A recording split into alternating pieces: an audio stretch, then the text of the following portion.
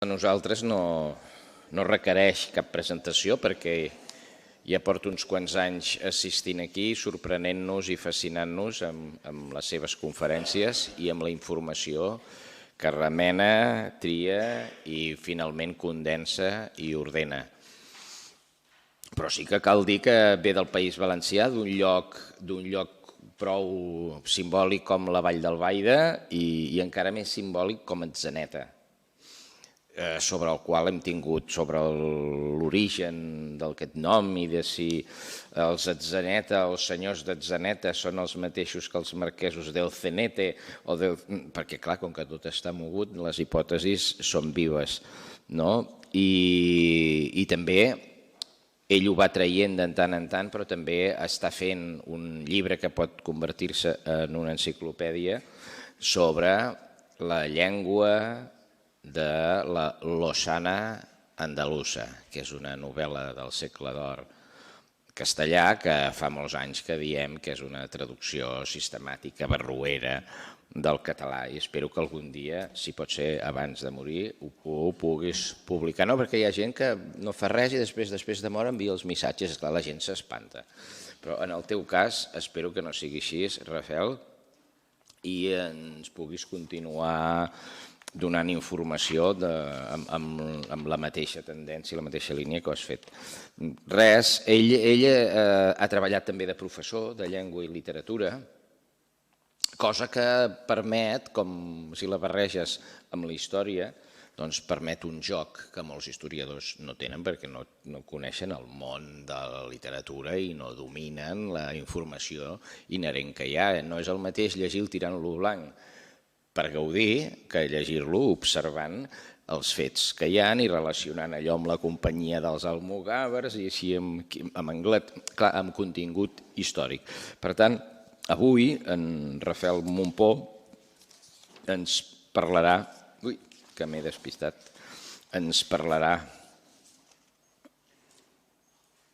de la historiografia espanyola, clar, com és que no me'n recordava, perquè vam estar consensuant aquest títol, que ell més o menys ja tenia, perquè és molt important per nosaltres, per la nostra institució i també pels catalans, que quan diem que València vol dir Valladolid o Valladolid vol dir València o Toledo pot voler dir Barcelona o Gandia pot voler dir Granada i Xàtiva Sevilla i que un servent pot ser un servant. Això, si només hi ha un fet en aquesta substitució, doncs si l'encerto l'endevino. Però si això ho trobem i es pot demostrar en diversos llibres, múltiples obres, es pot ordenar i sistematitzar, això ja és ciència. Per tant, amb en Rafael ens va proposar de poder fer una conferència sobre aquesta historiografia espanyola, alteració i usurpació sistemàtica de personalitats, llinatges, ciutats, obres d'art i literàries. Espero que en sortim tots convençuts i sistematitzats.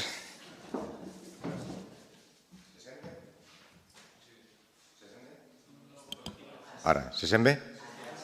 Molt bé.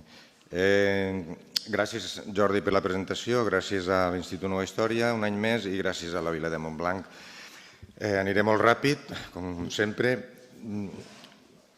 La idea original era la que ha dit Jordi, la que havia plantejat, he fet alguns canvis, però no són canvis significatius, però el que sí que vaig pensar que valia la pena era fer un recorregut sobre la historiografia espanyola o hispànica, que un poc ve reflectida en la imatge que teniu en pantalla, la imatge icònica de Magritte, que diu una veritat. Una imatge, una representació de qualsevol cosa, d'una pipa, no és la pipa. Doncs la història no és el passat. La història és una representació del passat i això que en diem historiografia és un conjunt, un aplec de representacions del passat. Normalment, si ho fem de bona fe, fem una bona historiografia i si ho fem de mala fe o inventem, no estem fent ni tan sols una historiografia, sinó que estem fent una mena de relat literari, mitològic, llegendari, com vulguem dir-li. Totes les nacions, fins i tot tots els grups humans que fan d'alguna manera una història pròpia i creen una historiografia, tendim a fer relats mitològics, llegendaris, simbòlics, del que siga. Però hi ha alguns països o algunes nacions o alguns estats que tenen especial predilecció per fer no relats historiogràfics amb pinzellades mitològiques o llegendàries, sinó que basen o han basat tota la seva historiografia en relats mitològics o llegendaris. Jo el que he volgut fer, i ara ho veurem en aquest petit recorregut, que serà la primera part de la conferència, és recollir els mites principals de la història hispànica, però no perquè els hagi triat jo n'he triat uns quants, sinó perquè els han denunciat els mateixos historiadors espanyols com a mites i avui en dia està prou demostrat que són mites, tot i que les persones que han demostrat o demostren o estan intentant demostrar que són mites pateixen persecucions sistemàtiques per part dels poders fàctics espanyols.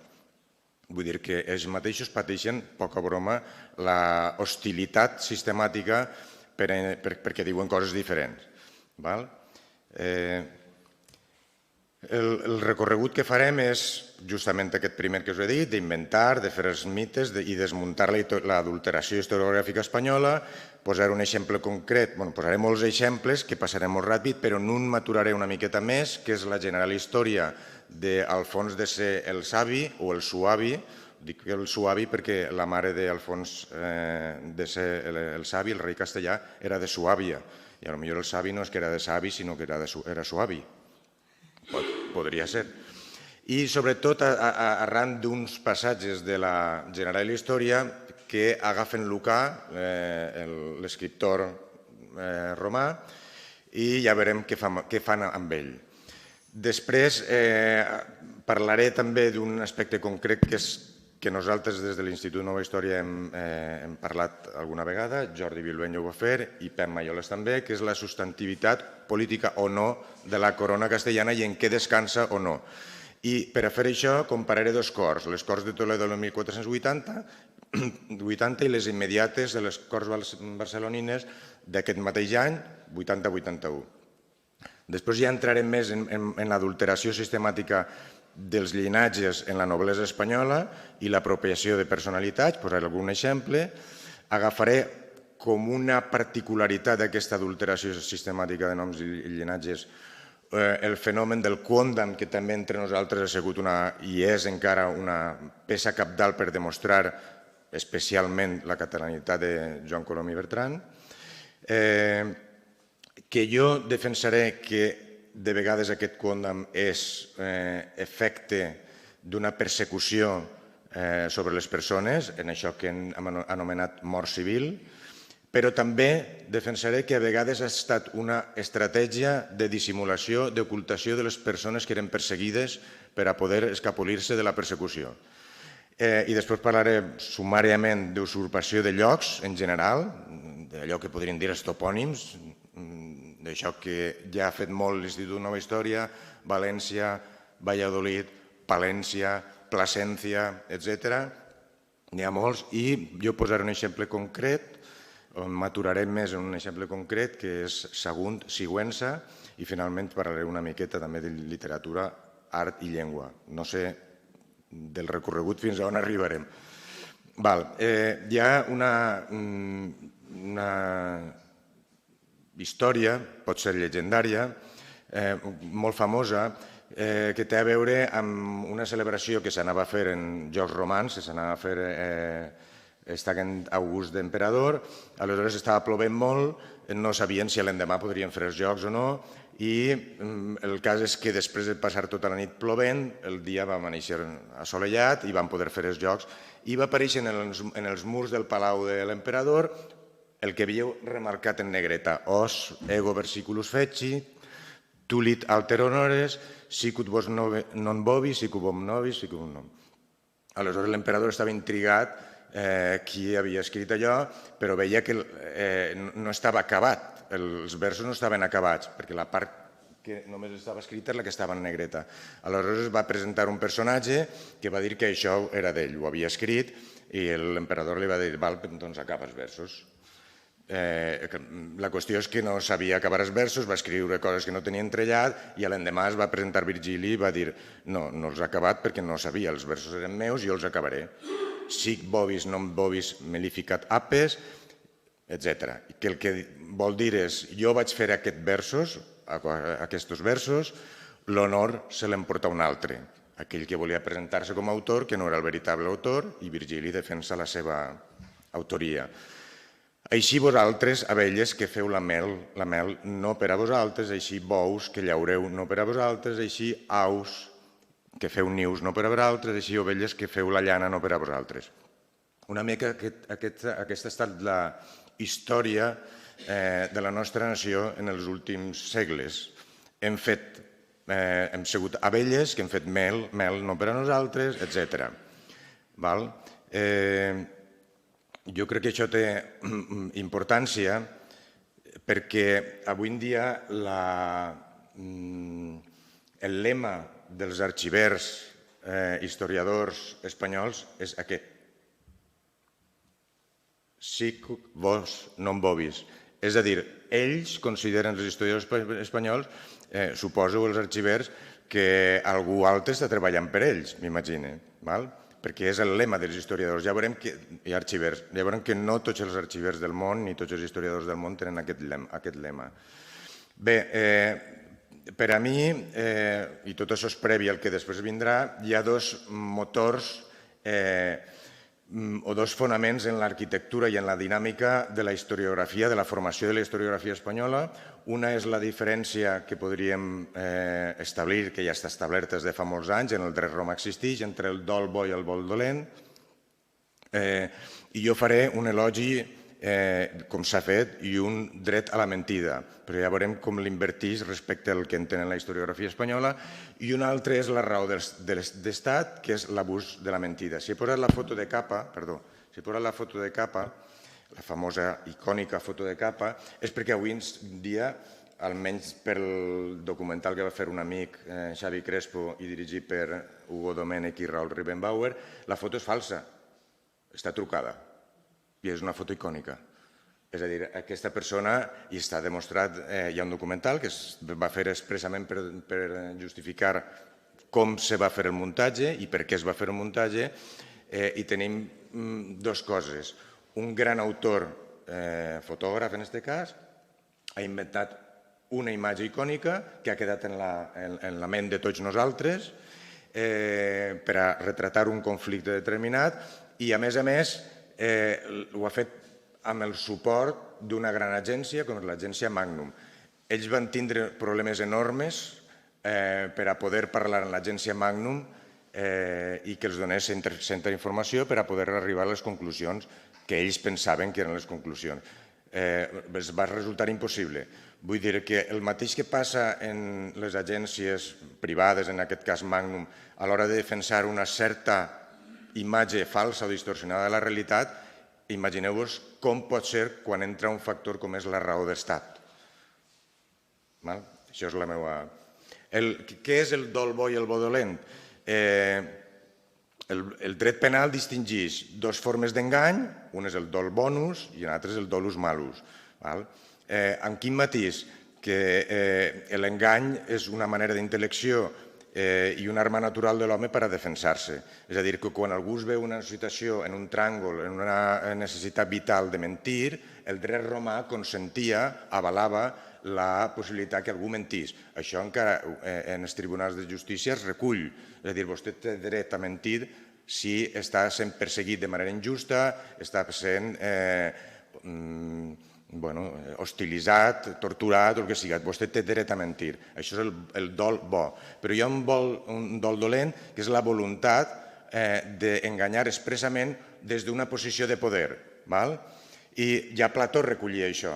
Plató admet que en nom del bé comú o de l'autodefensa un podia i fins i tot devia enganyar.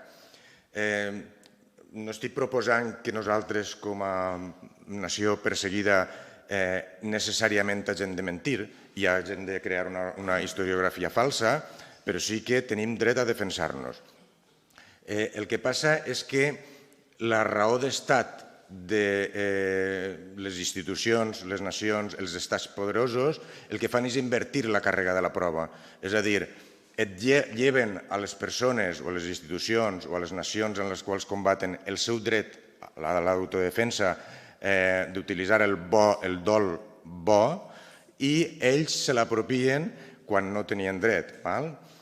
Això és important perquè la raó d'estat no és un ens indeterminat que no sabem què significa i no sabem quan naix, sinó que té una data prou precisa de naixement, que és justament més o menys al voltant de l'escriptura del príncep de Maquiavel.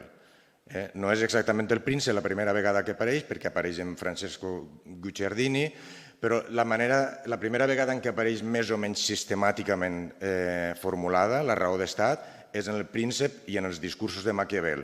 I, com sabeu, una de les referències, una de les personalitzacions del príncep de Maquiavel és Ferran el Catòlic, és Ferran II.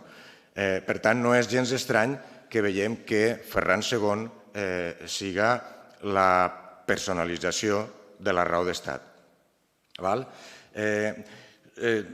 Oblidem de vegades que Erasme, el nostre Erasme, o el nostre Vives, van parlar també no amb les paraules raó d'estat, és veritat que cap dels dos va utilitzar la fórmula o el concepte raó d'estat, però tots d'alguna manera van fer una crítica als poders excessius dels prínceps. I el que sí que va fer una explícita formulació contrària a la raó d'estat utilitzada en el sentit de l'abús del dol bo va ser el pare Casaus. Per això el pare Casaus és un dels objectius principals de la llegenda negra espanyola. Amb el pare Casaus, o Bartomeu Casaus, o Bartomeu de les Cases, comença la persecució, l'obcecació espanyola en això que diuen la llegenda negra. Ell seria el creador de la llegenda negra espanyola i, per tant, és un dels objectius més sistemàtics de la historiografia espanyola. Tot això té un... Llegim Maquiavel. Maquiavel ens diu: l'Estat o els seus governants defensen els seus interessos i fins i tot a risc de perjudicar els ciutadans o grups de persones que s'hi oposen. Això és la raó d'estat des del punt de vista de Maquiavel. Suposo que la reconeixerem. Hem invertit la càrrega de la prova. No és que la persona perseguida davant d'un poder abusiu tinga dret a mentir i fer un dol bo, diguem. És que ara és l'Estat el que té dret a qualsevol cosa, fins i tot a inventar-se la història, en funció de la raó d'estat, a risc de perjudicar els ciutadans o grups de persones que s'hi oposen. L'Estat defensa els interessos propis d'una manera legítima o que ells consideren legítima, fins i tot ignorant les pròpies lleis o fins i tot ignorant les lleis divines. I això està formulat així,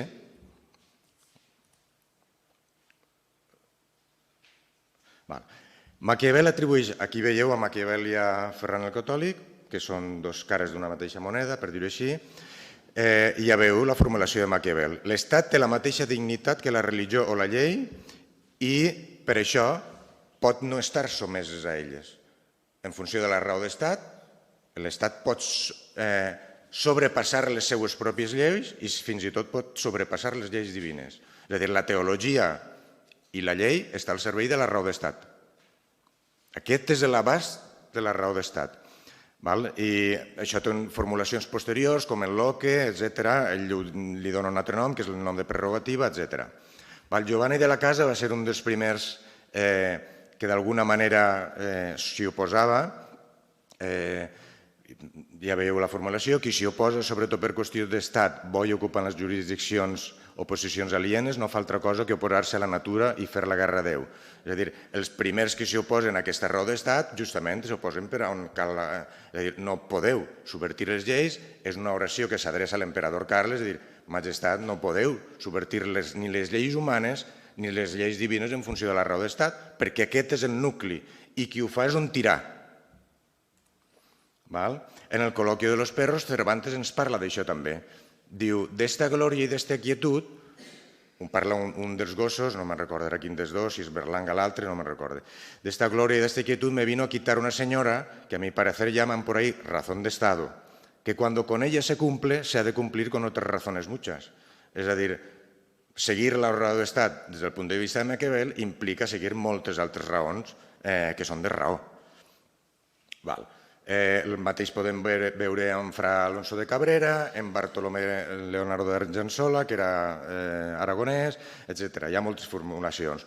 Una formulació que jo crec, per acostar-nos en el temps i per l'afectació que té amb els estats catalans, la va fer Massimo Azeglio en el moment d'això que falsament anomenen la reunificació italiana o el renaixement italià, perquè Itàlia no havia estat mai unificada prèviament. No seria una reunificació, sinó que en tot cas seria una unificació. O una conquesta. I en aquell moment, per cert, és el moment que apareixen els famosos documents de Cereto, on tornem a fer Joan Cristòfol Colom i Bertran, italià. La formulació és molt clara, i a més d'una persona que era sarda i que va ser primer ministre del Regne de Sardenya, un regne català. Diguent la primera sessió del Parlament, del nou Parlament italià, hem fet Itàlia, ara hem de fer italians. Això és la raó d'estat. És a dir, per què hem de fer estats? Calia fer italians si hi havia italians prèviament? No. Si en cal fer-ne és perquè no hi havia. Però aquesta és la formulació d'estat. Entrem directament en matèria, passaré molt ràpid i, com he dit, faré el recorregut recolzant-me en historiadors espanyols o hispànics. Un dels llibres més punyents en aquest sentit és el de Miguel Ángel Morado, La invenció del pasado, en el qual, resumidament, ell diu que la historiografia espanyola està feta a base de documents escassos i dubtosos, gairebé tots manipulats o retocats, que a més n'han desaparegut molts i molt principals, que normalment els historiadors hispànics no es pregunten sobre la base dels documents sobreviscuts quin significat tenen, sinó que pràcticament sempre tenen un mateix comú, un mateix camí, una mateixa orientació, i que sobre la base dels documents pervinguts cal fer-se preguntes sobre l'interès que tenen, amb quin interès han sobreviscut, què volien, què pretenien, qui prodes, a qui beneficia, etc. Si posa el cas de Jon Juaristi, és per una senzilla raó. Jon Juaristi és un historiador basc, ja no sé si és basc, que va fer, jo penso que al servei dels interessos de l'estat espanyol, una sèrie de llibres denunciant el que ell considerava la mitificació o l'aspecte llegendari del nacionalisme basc i de la nació basca. Suposa que per pagar-li els favors l'estat espanyol va fer director de la Biblioteca Nacional, després de l'Institut Cervantes, etc. Vull dir que això que Jon Juaristi va fer, no tenia tot el dret de fer-ho, naturalment, però em pregunto per què no ho va fer amb la historiografia espanyola i per què ho va fer amb la basca i per què li van pagar aquells favors. Perquè en qualsevol cas hi havia molta més teca, molta més feina en fer-ho en la historiografia espanyola, com diu Miguel Ángel Morado, i nosaltres veurem ara sumàriament. Per exemple, un dels mites de la historiografia espanyola és que Hispània es va poblar gràcies a Túbal. Túbal és el net de Noé, va ser el poblador d'Espanya. Alguns tubalistes de la historiografia espanyola, Joan de Riuerga, Lorenzo de Padilla, que va ser cronista de Carles V, Josep Pellicer d'Ossau i Tobar, que era un aragonès falsari, un dels falsaris més importants de la historiografia espanyola, i entre les falsedats va incloure aquesta, que Túbal, el net de Noé, va ser el poblador d'Espanya. Un que ens afecta a nosaltres, Pere Antoni Beuter, que veu d'un altre mitòman extraordinari com és Anio de Viterbo, que treballava pels Borja, Pedro de Medina, Pedro Alcocer, Francisco de Pisa, i jo afegís Gonzalo Fernández de Viodo, àlies Valdés. Jo penso que un dels autors més manipulats de la historiografia espanyola, més falsejat, és Gonzalo Fernández de Oviedo. Jo ja he escrit hem publicat en el web de Nova Història algun recull de les catalanades, catalanismes i errors de traducció en les obres de Gonzalo Fernández de Oviedo, i pense que la inclusió de Túbal és una manipulació. Vull dir que en el cas de Gonzalo Fernández de Oviedo pense que no és voluntat pròpia l'haver fet tubalista Hispània, sinó que és una cosa sobrevinguda, és una cosa que li han afegit. A l'Àndalus, aquesta és una part importantíssima, pot ser la més important. El mite fundacional bàsic per excel·lència de la historiografia espanyola és que va haver una conquesta islàmica en l'any 711 i hi va haver una reconquesta a partir dels anys posteriors. Bé, avui en dia hi ha historiadors del màxim nivell en aquesta àrea del coneixement, com Gonzalo Fernández Ferrín, que han dit que això és completament fals, que no sabem explicar ben bé, o no saben explicar ben bé, què va passar en aquell moment, però en qualsevol cas no podia ser una conquesta islàmica perquè la primera, entre altres coses, la primera documentació on apareix l'islam, tant en les fonts orientals com occidentals, és de l'any 800. I suposadament aquí va haver la invasió islàmica en el 711. El que vull ressenyar de tot això és l'hostilitat brutal, que podeu consultar en internet avui en dia, que pateix aquest historiador que té un prestigi internacional molt gran per haver dit això. La contrapartida de la conquesta és la reconquesta. Agafeu un autor entre molts, n'hi ha molts. Manuel Aillón diu: paga la pena comentar una altra de les grans falsedats de la història d'Espanya. La reconquesta no tingui el caràcter que sempre se li ha volgut donar, perquè ni pretenia reconquerir cap regne de la península, ni pretenia unificar res, i tampoc els gots foren els iniciadors de la reconquesta. N'hi ha poc dit en aquest paràgraf. Mite de la conquesta, mite de la reconquesta. Torna a dir que són els pilars bàsics de la història espanyola, hispànica. Pelagi, o el Pelayo i Astúries, la batalla de Covadonga com a mite fundacional. Aquesta reconquesta ells l'han fet començar en un lloc concret amb una figura concreta, que és Don Pelayo i Covadonga. Bé, l'investigador Lucien Bagaudió diu que la immensa majoria de la documentació històrica asturiana, econòmica, religiosa i política anterior al segle XIII és falsa o interpolada, inclosa la problemàtica figura de Pelai. Un altre autor que vos recomano fervorosament, que és Guillermo García, conta fil per randa que la història de Pelai i Covadonga és la reproducció gairebé mimètica d'una llegenda d'origen grec, i que el que han fet és transposar el mite de la deïtat Astur, que es deia Onga, per això és Covadonga, a el mite d'Atenea i en la batalla del santuari de Delfos.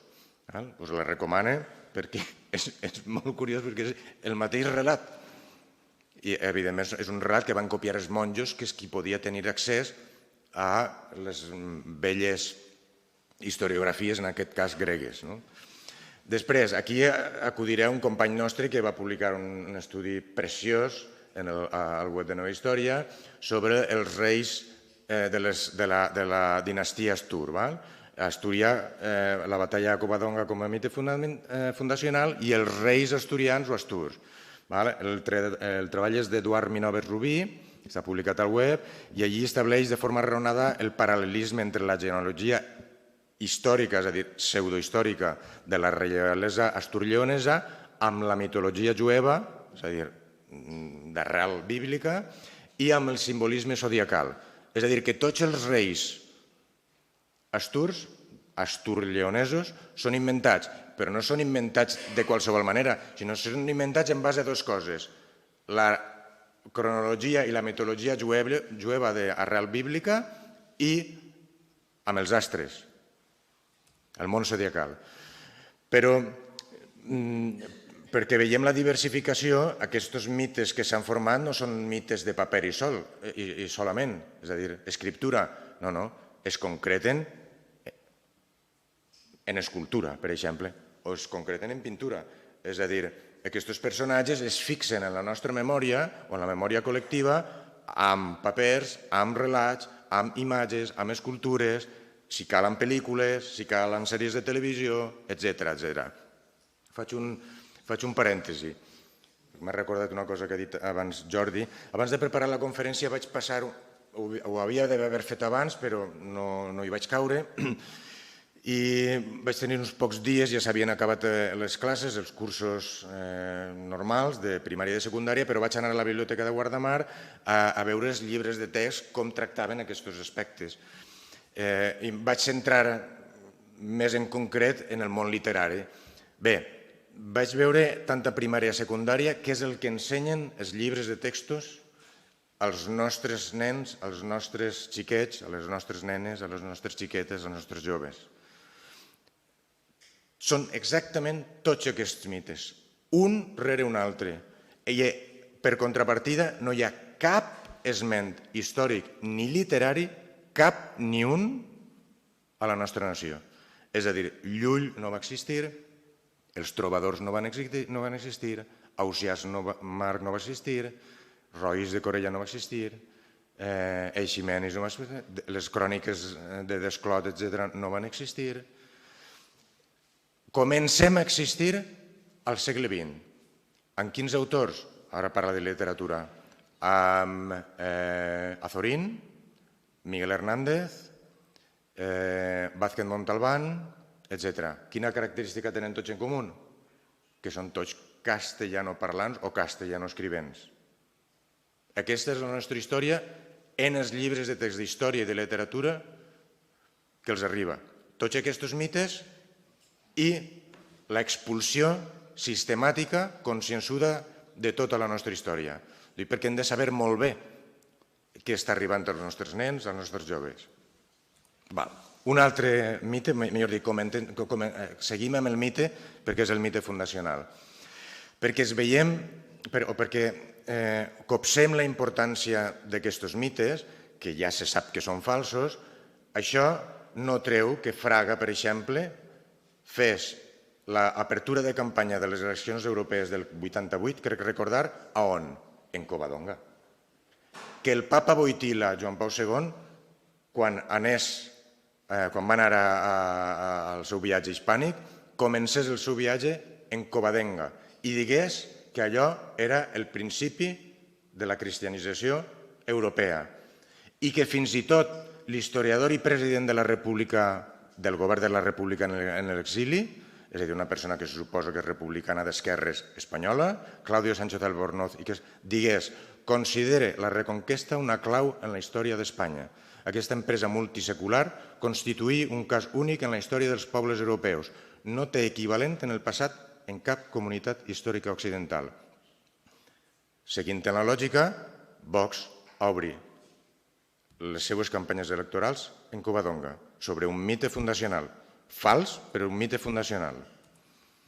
Un altre exemple, la batalla de Roncesvalles i Bernardo del Carpio i la famosa llegenda de Rollà. Avui en dia ja se sap que això ni va passar en aquella data ni va passar en aquell lloc.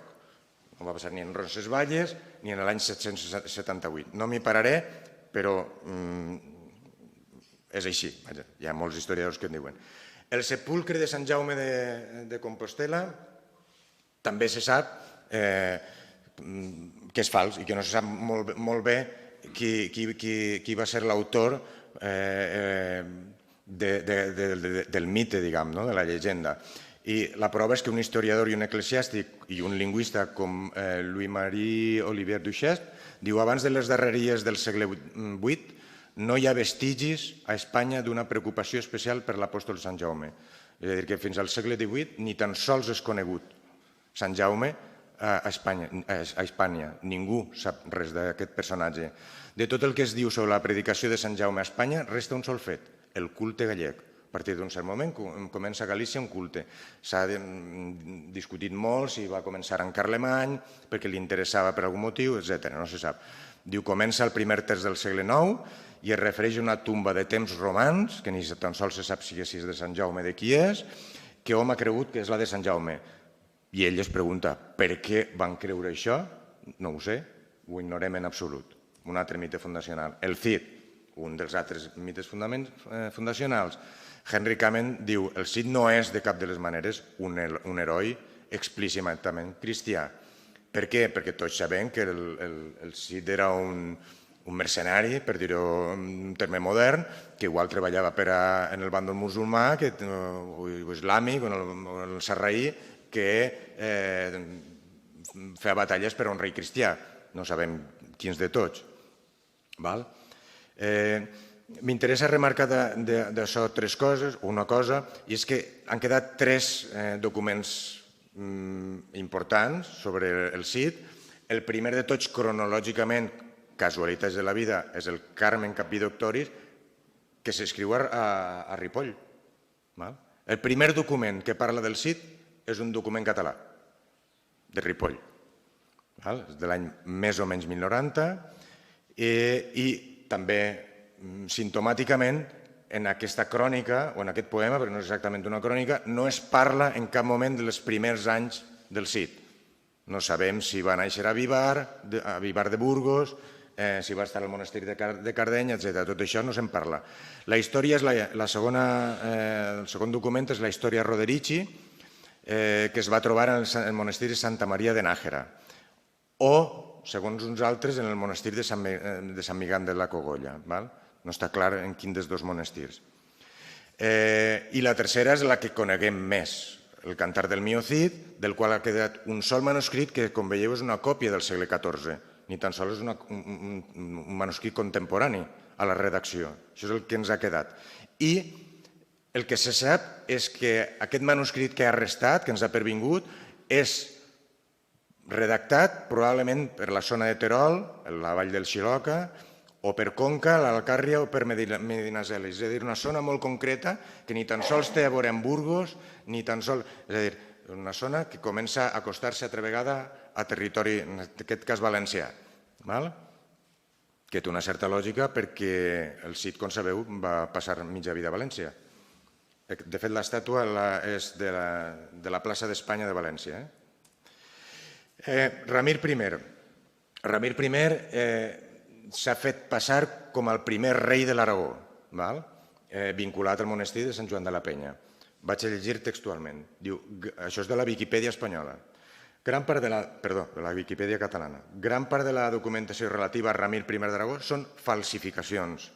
Actualment es calcula que aproximadament el 40% de la documentació en nom de Ramir són en realitat falsificacions per tal de legitimar prebendes i donacions a monestirs aragonesos. Entre altres coses, i aquesta és molt important, hi ha la falsa intitulació del rei Ramir com a rex. És a dir, Ramir I no va ser rex, no va ser rei. Tampoc denomina les terres com a regne d'Aragó, sinó que parla de terra mea. Per tant, ni hi ha un rei d'Aragó, ni hi ha Aragó com a regne, ni res semblant. Quan apareix això és perquè són documents falsos i comprovadament falsos. No estic dient-ho jo, sinó que la historiografia ho diu així.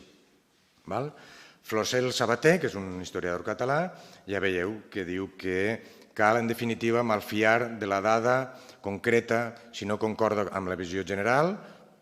Em sembla una cosa evidentíssima que no caldria ni explicar, i cercar la coherència igualment en els detalls formals diplomàtics. És a dir, no perquè hi hagi un document que diga que Ramir és rex, ja hem de pressuposar que Ramir I és rex.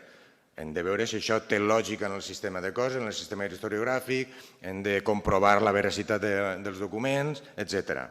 Convé en aquest sentit no interpretar les falsificacions com a aïllades, com a dades aïllades, sinó sovint com a peces d'un mateix edifici d'interessos. Clar, qui prodest? A qui beneficia aquesta falsificació? És només per donacions de terres? En algun cas podia ser per donacions de terres, però intitular algú rex d'algun territori no és una qüestió de monestirs, és una qüestió diferent, és una qüestió d'estat, una qüestió d'atribuir reialesa a algú sobre un territori concret que s'ha volgut fer reialme. Monestir de Sant Miguel de la Cogolla, que és suposadament, un altre mite, l'aparició del castellà. Bé, En base a què? És el document que es coneix com les glosses emilianenses, perquè van aparèixer en el monestir de Sant Millán de la Cogolla, principis del segle X, o finals del X, principis de l'XI. En què està basat? És un document que té una redacció, un text en llatí, i al costat, no sé si aquí, són les glosses que va fer algun monjo i les va fer en 3 llengües diferents. Les va fer en romans, de vegades una cosa que alguns diuen que és navarro-aragonès-riotjà i algunes altres que diuen altres historiadors que és el castellà-riotjà, que seria el començament de la llengua castellana. I també n'hi ha glosses en basc. Vull dir que es pensa que era algú que tenia coneixements del llatí, que tenia coneixements del basc, fins i tot podia ser la seva llengua materna o natural, i també tenia coneixements, i és el que està en disputa, si era navarro-aragonès o castellano-riotjà. Avui en dia està prou assegurat que en realitat això no era castellà, sinó que era navarro-aragonès. És a dir, que la llengua de les glosses en romans, que no són en basc ni en llatí, són llengua navarro-aragonesa. No hi ha naixement del castellà, ni tan sols està segur que fos en aquest monestir. Un altre mite fundacional, el bisbe Pelai. No confonem amb el rei Pelayo, sinó és un bisbe. Aquest és un dels grans falsificadors de la historiografia hispànica, va ser conseller del rei Alfons VI, va ser historiador i fundà l'arxiu de la catedral d'Oviedo. Antonio Mestre, un historiador español, parla de la costumbre de don Pelayo de interpolar los documentos históricos que manejaba. I va estar directament implicat en una cosa importantíssima, que és un altre mite de la historiografia espanyola, que és la falsa citació de Bamba, que ells li diuen la citació de Bamba. La citació de Bamba va ser una distribució territorial en funció de bisbats que el rei Bamba se suposa que havia fet. Aleshores, ara veurem, València, per exemple, podia quedar dins del bisbat de Toledo o dins del bisbat que correspongués. Esta citació o esta citació el que estava fent és atribucions geogràfiques, territorials, a un bisbat o un altre. Ara després veurem un exemple. El bisbe Lucas de Tui, un altre dels grans falsaris. El seu Chronicon Mundi del 1238, mirem la data, 1238 és la data en què Jaume I conquereix València. No és casual que Lucas de Tui en el 1238 fes el Chronicon Mundi. És essencial perquè, a més, influir sobre historiadors com Alfons de Sé, el rei Alfons de Sé, el Suavi o el Savi, i sobre un altre falsificador extraordinari de la historiografia hispànica, que és Rodrigo Jiménez de Rada. El bisbe inclou una crònica atribuïda falsament a Ildefons de Toledo, en la seva Chronicon Mundi, on hi ha una altra falsificació dins de la crònica atribuïda a Ildefons de Toledo, que és la profecia o la profecia d'Isidor, Isidor de Sevilla, suposadament. S'inventà el successor d'Isidor a la seu episcopal i suposat trasllat de la primacia des de Sevilla a Toledo. És a dir, hi havia una primacia episcopal de la seu sevillana i ell l'ha traslladat a Toledo. Ens sona d'alguna cosa això a nosaltres, no? La primacia de Toledo, de Tarragona a Toledo. Doncs això ja s'havia fet abans per aquest historiador de Sevilla a Toledo. Rodrigo Jiménez de Rada, un historiador, no és espanyol, però és un historiador de la historiografia hispànica. Peter Linehan diu: Rodrigo podria haver tingut coneixement, per primera vegada de la crònica d'en Lucas, Lucas de Tui, quan el seu agent, l'arxiprés Mateu, visità Sant Isidor de Lleó, Lleó, en realitat, és una falsa etimologia. El lleó castellà, avui castellà, no ve de Lleó, ve de Legió, de la legió romana. És a dir, que Lleó, en el sentit que nosaltres l'entenem i com la iconografia ens l'ha passat a la posteritat en l'heràldica, que és un lleó no ve de Lleó, ve de Legio, d'una legió romana. crec que era la setena, no recordo exactament si la sisena o la setena, i això és el nom de lleó etimològic, la legió romana, no el lleó. Per tant, hem de preguntar-nos per què el lleó ha passat, des del punt de vista de l'heràldica i la simbologia, ha arribat a representar el lleó com un regne, quan no era un lleó.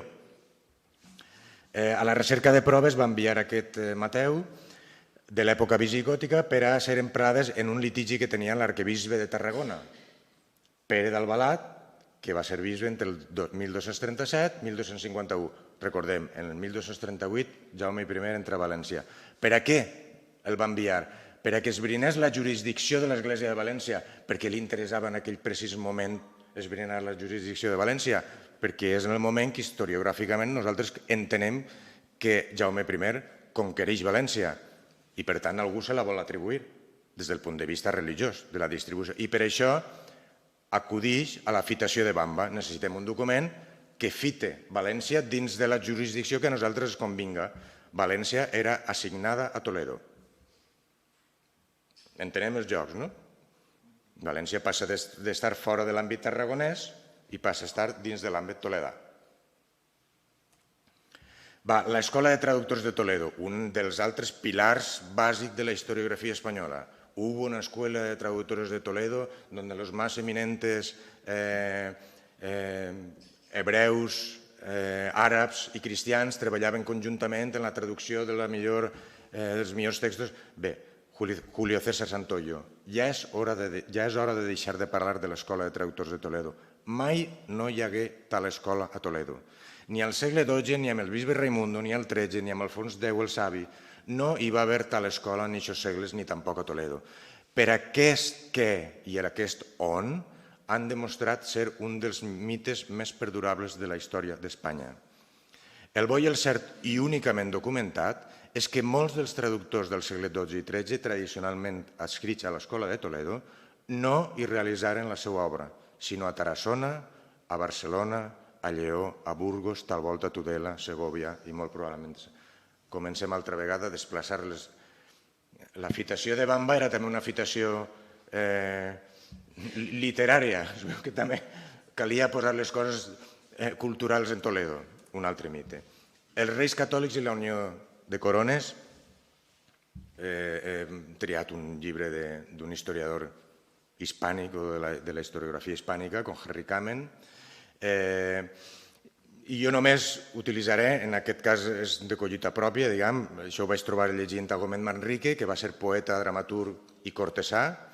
És una persona molt acostada al rei catòlic, al catalanote, a Ferran II. Aquest és un home important perquè era nebot d'Iñigo López de Mendoza, el famós marquès de Santillana, que va estar molt lligat també, per cert, a les Corts Catalanes, o a la Cort Catalana, millor dit, dels reis catalans. De fet, la seva obra, si la resseguiu, també té sospitosos catalanismes, catalanades, etc. I fins i tot li dedica una obra a una princesa catalana com és la Comedieta de Ponça, de Ponça, que algun dia haurem d'esbrinar. Està escrit, això que diré ara, al príncep Ferran i a la princesa Isabel, que és una composició feta por Gómez Manrique, endreçada als reis. I diu, «Mas lo que le digo a vuestra Alteza, lo que le digo que debe hacer, para que en esta vida seáis prosperados e amados e temidos, y para que después de aquesta vida, que sea tan largo cuanto vuestra excelencia desea, deseéis tan memorables famas que se pueda decir como Homero dijo de Aquiles, que fuisteis nacidos por trabajo de los cronistas». Majestat, necessiteu cronistes que us facin la història. Més clar no es pot dir. Ho diu un cortesà i li diu a su majestat.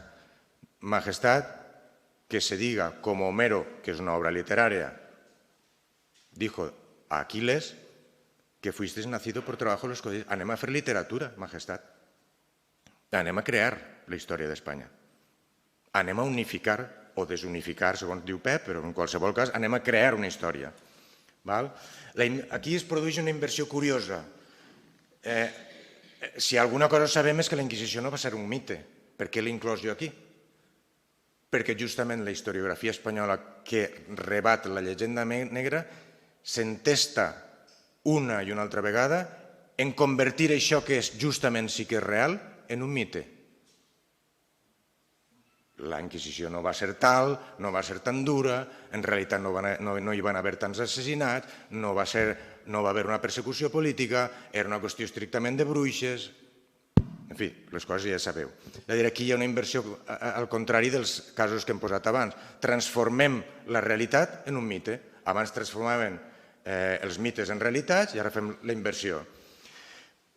És el moment fundacional de la llegenda negra i aquí hi ha personatges eminentíssims com el pare Bartomeu Casals, que ja va alertar sobre això, o el primer historiador sistemàtic de la Inquisició, que va ser Juan Antonio Llorente, que va ser el primer que va publicar una història de la Inquisició amb cara i ulls, de manera sistemàtica.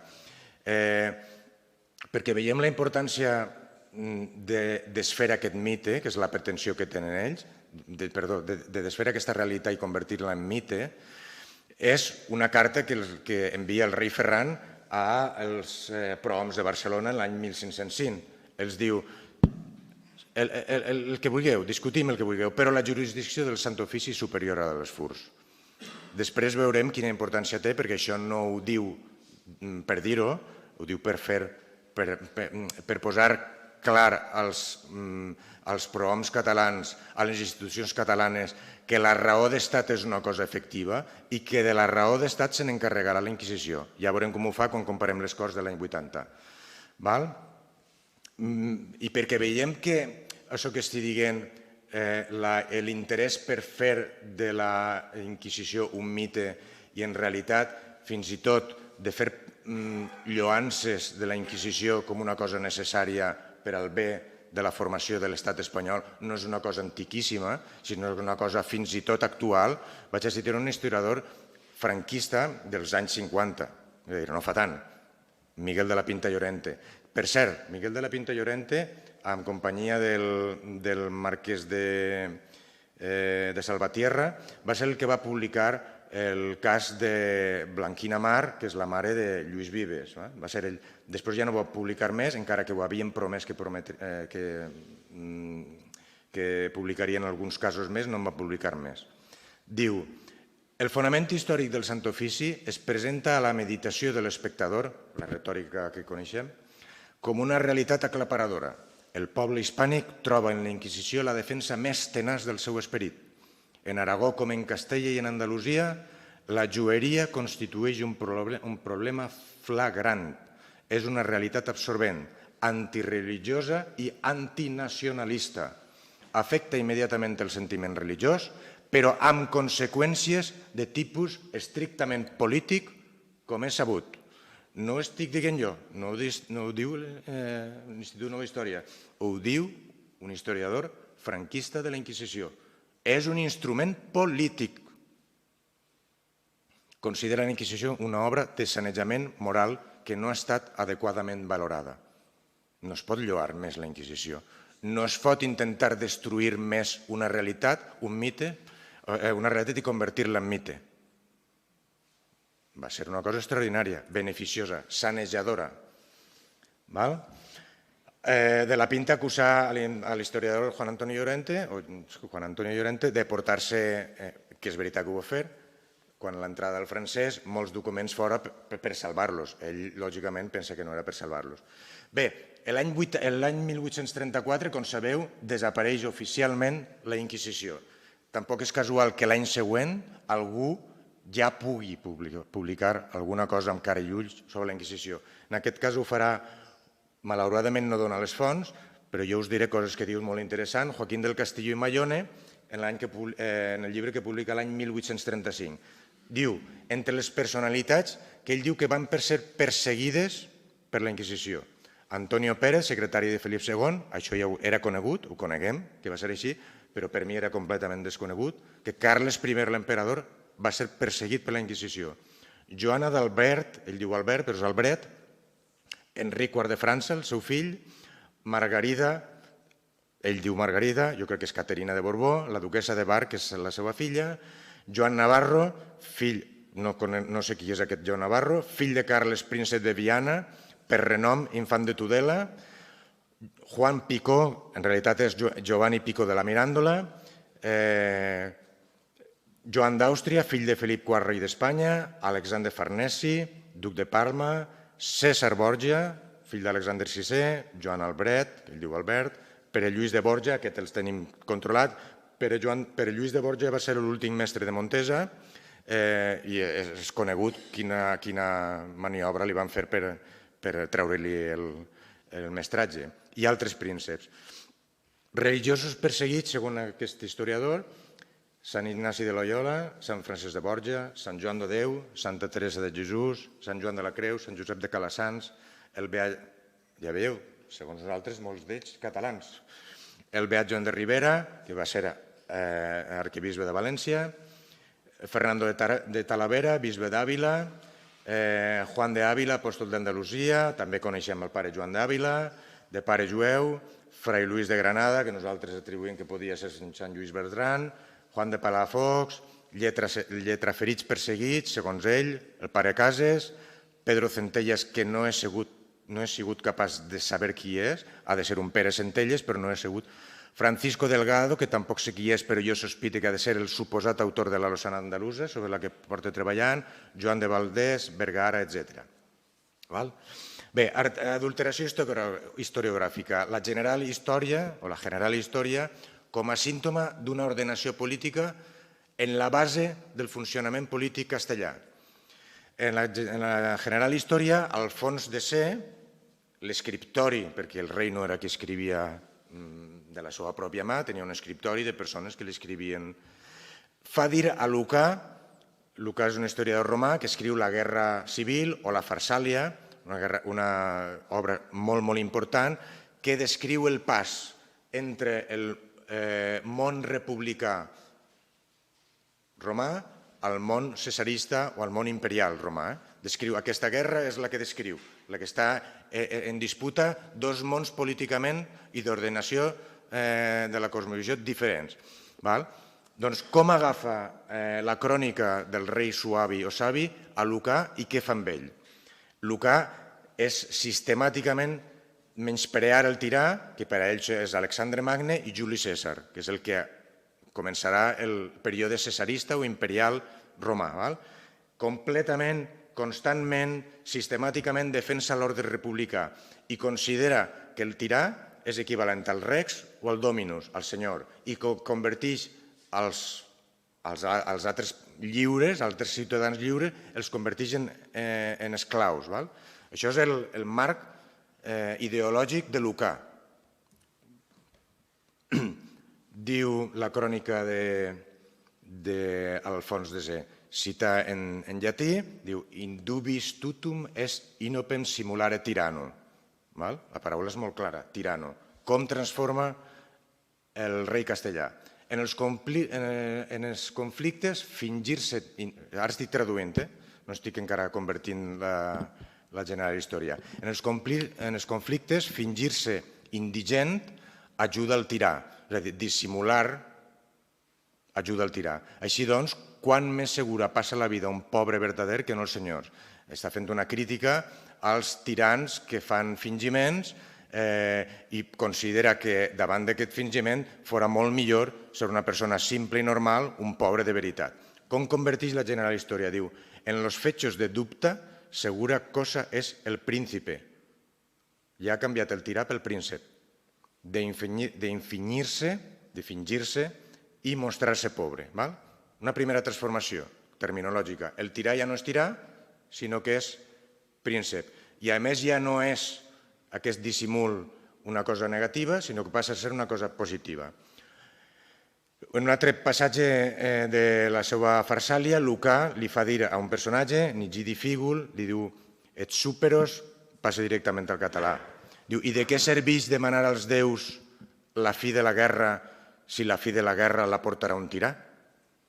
És a dir, sí, s'acabarà la guerra, però en realitat la guerra ens la portarà un tirà i viurem sota la governació d'un tirà. Això és la redacció de Lucà. Com converteix Alfons de C? Diu, que esta paz con un señor ha de venir, y no con tantos. És a dir, la pau no ha de venir per un règim republicà ni per un règim senatorial, sinó que ha de venir per un senyor, ja no és un tirà, és un senyor, i no con tantos. Un altre exemple. Diu, en un moment del poema, Lucà veu una pregunta que fa al Senat a la persona que han enviat com a cap de l'exèrcit, com a comandant dels exèrcits, que és Pompeu Magne, i el Senat li pregunta, Magne, el Senat voldria saber si et fa costat com a soldat, en tant que Pompeu és comandant al servei del Senat, o com a companyó. És a dir, nosaltres estem per defensar la teua capitania a la teua comandància, o en realitat el Senat és un grup de companyons, i companyó en llatí és comes, per a nosaltres comptes. Som un grup de comptes en el qual nosaltres t'hem encomanat una missió que és defensar el règim republicà davant del tirà, o en realitat hem de seguir perquè tu eres el cap militar i estem al teu servei. Comité, comes, significa company, companyó, i en català és els comptes. Transformació en la crònica d'Alfons. E cobdicia el Senado, o tu magno, que a ti siga la tu cavalleria com a emperador. És a dir, ara el Senat li està dient que sí, que nosaltres anem a seguir-te. El Senat seguirà a tu com a emperador. Ja s'ha transformat. Ja no és una cosa entre comes, sinó ja tu eres l'emperador i el Senat està al teu servei. És a dir, està en non acompanyar-te com a tu compañero. És a dir, ja no som comes, ja no som companyons, estem al teu servei.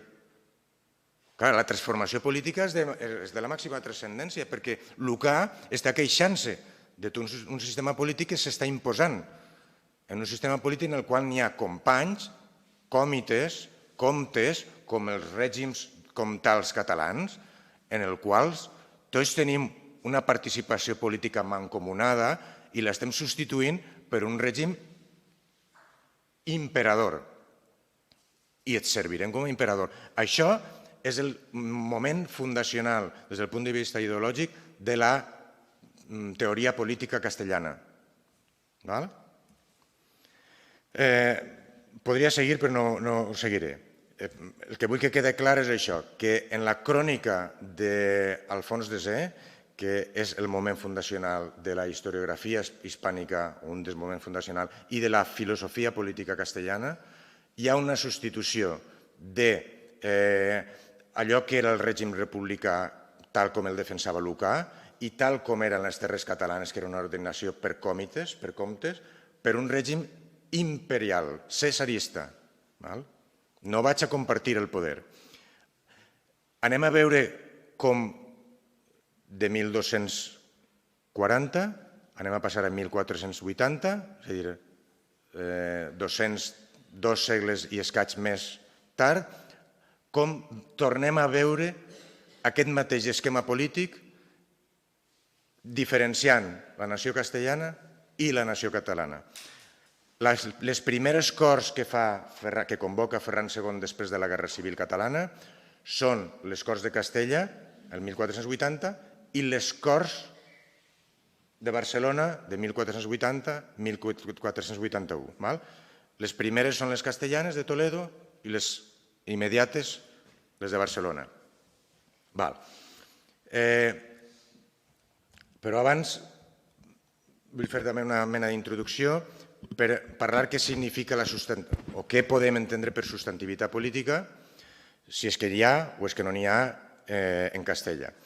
Si mirem un llibre també d'historiadors castellans i periodistes castellans, perquè els dos són pare i fill i són periodistes, La nació inventada, parlen en aquest cas no de la nació espanyola, sinó de la castellana en concret, veiem que els reis castellans han tingut una predilecció per afegir a les seues intitulacions els adjectius o les característiques d'imperator, o rex o dominem. Ho va fer Alfons III d'Astúries, els reis de Lleó Ordoño II, que es diu Imperator Legionense, Alfons VI, Imperator Totius Hispaniae, Alfons VII, Ramir II, Ramir III, Alfons V, etc. És el mateix que acabem de veure, amb bona lògica, en el fons de Zé, és a dir, una concepció cesarista del poder. Comparem les Corts de Toledo. Manuel Colmeneiro i Pelido, que és un historiador castellà, gallec, millor dit, diu, parlant de les Corts de Toledo, diu la novetat d'ometre els noms dels grans del regne, tant prelats com cavallers, al voltant del tron, limitant-se els reis catòlics a declarar que establiren lleis d'acord amb els seus prelats, cavallers i doctors del seu consell.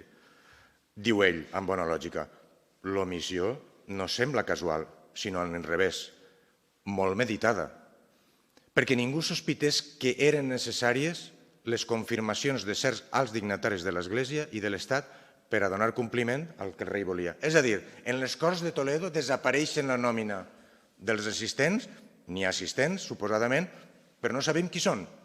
Desapareixen. Per què? Perquè meditadament Ferran II volia que no hi constessin i, a més, perquè ningú sospités que era necessària el seu vot i la seva participació per a prendre les decisions. El cesarisme no podia tolerar aquestes coses. L'imperialisme no podia. Mane jo. Això és el que està passant en les Corts de Toledo de 1480. Diu, quant als procuradors foren cridats els de les ciutats i viles que solen enviar els procuradors en corts en nom de tots els nostres regnes, segons diuen els reis catòlics al preàmbul de l'ordenament. Quines foren aquestes ciutats i viles?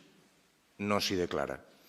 És a dir, els procuradors que enviaven les viles per a defensar o per a pagar els subsidis o no pagar, tampoc sabem qui són, ni sabem de quines viles, ni els seus noms. És a dir, la substantivitat política de les Corts castellanes del 1480 és el rei. Cap altra cosa. La voluntat reial. Sense discussió. No sabem qui va acudir, sabem que no va poder decidir res, etc. El mateix historiador diu, des de les famoses d'Alcalá de Henares del 48, 1348, que citen com a molt concorregudes, suposadament aquesta foto és de les Corts de Toledo del 80, suposadament, no hi ha mitjà d'esbrinar el nombre cert de ciutats i viles que enviaren procuradors a les que se celebraran després. És a dir, que no és un fet de les Corts de Toledo del 80, és que des de 1348, cada cort castellana que s'hi celebrà, no se sap qui enviaren com a representants, com a procuradors, exceptuant les Corts de Madrid del 1391.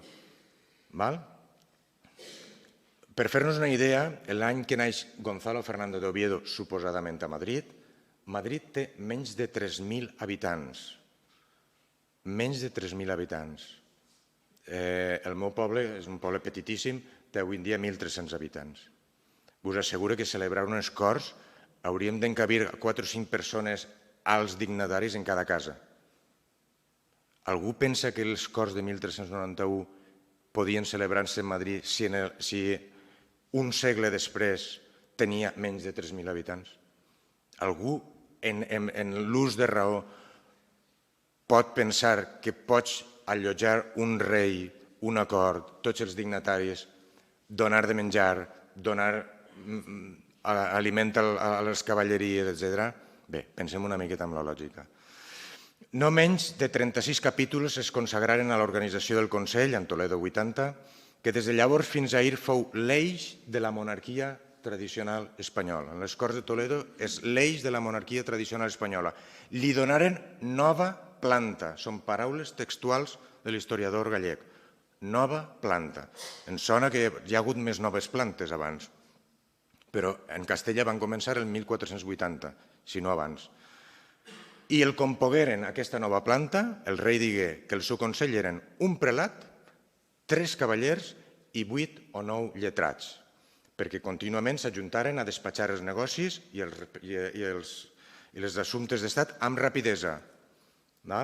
Els arquebisbes, bisbes, ducs, comtes, marquesos i mestres de les ordes militars podien estar a la sala, podien romandre a la sala, però els negocis solament eren lliurats als lletrats diputats, aquells 7 o 8, per a despatxar-los. Era qui decidia, el rei i els lletrats. Redacta amb les lleis que jo voldré. Els altres podeu estar, però calleu. Gràcies a aquesta giragonsa, els reis arribaren a excloure de la participació en el govern suplent els magnats, sense ofendre'ls massa, perquè en conservar-los el títol de consellers afalagaven la vanitat del pròcer orgullós i lliuraven el poder als juristes. Més clar no ho puc dir, diu un historiador. Això és impossible, no pot ser, encara que ho digui un historiador castellà. És impossible. Dividiren el Consell en 5 sales, i aquest punt és clau. D'aquí procediren el Consell Real de Castella, d'Aragó, el d'Estat, el d'Hisenda, al qual s'hi afegien en aquestes mateixes Corts la Suprema de la Inquisició. I ara tornem a l'any 1505. Ferran II escriu imperatiu als justícies de Catalunya i es diu que la jurisdicció del Sant Ofici és superior a la dels furs. Sí, formeu part del Consell Real, com el Consell d'Estat, el d'Hisenda i el de Castella, però per damunt de vosaltres està la jurisdicció del Sant Ofici. I la broma és declarar als Reis Catòlics la seva voluntat d'assistir els divendres al Consell. Clar, els juristes els tenien tota hora amb ells, convocaven i desconvocaven com bé. Isabel Álvarez de Toledo, la duquessa de Medina Sidònia, que falta fa uns anys, la coneguda com duquessa Roja, la propietària dels arxius privats de la noblesa més importants d'Europa, diu: aconseguir, el rei, que les Corts de 1480 ordenaren enviar al Consell escriptures, sentències, el rei mana que enviaren al Consell escriptures, sentències, cèdules, privilegis i tots els documents referits a drets de propietat i jurisdicció per ser comparats amb els llibres reials i ratificar els correctes, rectificar els erronis i anul·lar els falsos. He d'advertir que ja ho fa en un context molt determinat, aquesta asseveració. Ella escriu un llibre per justificar que la descoberta americana feia segles que s'havia produït ja, que hi havia un comerç intensíssim de feia segles amb Amèrica i que amb aquesta operació el que fa és demanar que tots els prohoms que tenien algun títol de propietat a les Índies els enviaren al Consell sota amenaces per redistribuir i per amagar tots els topònims, etc. Es decretà que consells i particulars perdrien tots els drets, inclòs el de propietat, si no remetien en un termini de 80 dies cada títol de propietat, etc., al Consell. I diu ella, hi hagué imprudents que enviaren originals sense reservar-se en còpia, o bé fent-la simple. Hi hagué assenyats que la conservaren autoritzada i recelosos que, sospitant la maniobra reial, a fi d'aprofitar-se d'allò d'altri, s'extingueren d'obeir. Maquinada l'operació per suprimir les al·lusions a ultramar i les seues parts, no pocs textos foren esmenats i altres quedaren perduts. I gràcies a la bulla de Sixte IV permeté introduir el Sant Ofici a Castella i facilitar l'operació. Amb fogueres a la mà, la corona va poder eliminar el crític, tot suprimint o arraconant els intel·lectes més grans de la societat conversa i dissimulant el mòbil polític, tornem a la mateix, el mòbil polític rere les acusacions d'heretgia. Aquesta és la raó d'estat. Mirem les Corts de Barcelona. Posa, Jordi, la mateixa fotografia o gravat o dibuix d'ahir. Aquí veieu les Corts catalanes. El rei, és veritat que està en el seu tron, però en realitat qui està decidint les coses és un conjunt d'homes, de comes, de companys que estan fent les Corts. Aquestes són les Corts catalanes. Venim de la derrota de les institucions catalanes en la Guerra Civil i el quasi perdó reialista general. Són les primeres Corts de Ferran una volta rei català. Un dels punts cabdals reconegut per tots els historiadors del dret català d'aquestes Corts és conegut com la Constitució de l'Observança, és a dir, un dels apartats és la Constitució de l'Observança o també conegut com el capítol de Cort poc valdria. Josep Maria Bringuer resumeix la seva importància així, diu: en referència amb el bloc que limita el poder del monarca o, si es vol, regula de bell nou les relacions rei-terra, sobresurten les Constitucions 18, que està basada en l'observança estricta dels usatges, constitucions i lleis de la terra, és a dir, de tot l'ordenament jurídic previ, no estem inventant res, sinó està basat en el dret, en el vell dret català. La historiografia ha prou recalcat la gran importància d'aquesta Constitució poc valria, que és la clau de volta de l'ordre jurídic del país. Aquesta és la clau, perquè serà l'ordre jurídic del país o els prohoms del país voldran que siga l'ordre jurídic del país. Però, en paraules de Víctor Ferro, en paraules d'Eva Serra, últimament ha assenyalat que les dificultats que es varen derivar de la implantació d'una solució juridicista és que en realitat no atenien el principal, i és que hi havia un conflicte polític. És a dir, es va intentar resoldre en les Corts a través de la Constitució de l'Observança una cosa que estava basada en el dret consuetudinari català, en els usatges, en les constitucions, en les lleis de la terra, però en realitat s'estava produint un sorpasso de caràcter polític que estava armat sota la jurisdicció de la Inquisició, del Sant Ofici. L'error dels catalans va ser pensar que aconseguir del monarca Ferran II una aquiescència als vells drets de la terra era prou per mantenir l'ordre polític. Però en realitat Ferran II estava fent un sorpasso a través de la raó d'estat i del Sant Ofici. Això ve de molt antic.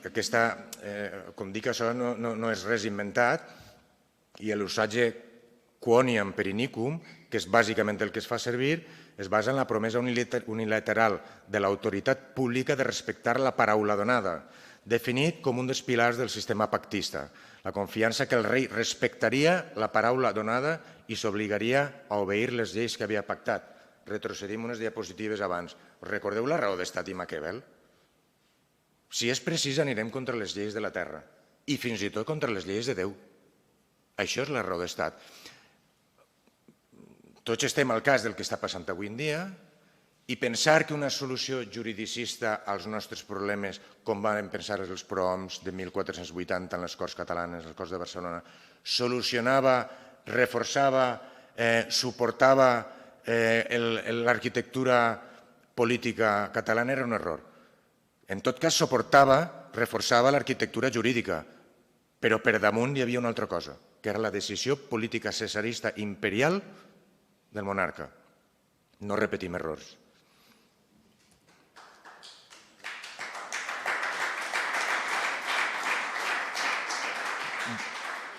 Bé, no continuaré, faig un resum. La substantivitat política evident de Castella era la del monarca, no hi havia una altra. Aquí nosaltres vàrem pensar, o els nostres compatriotes del segle XV vàrem pensar que estaven fent alguna cosa més enllà del que s'havia fet a les Corts Castellanes i que reforçar la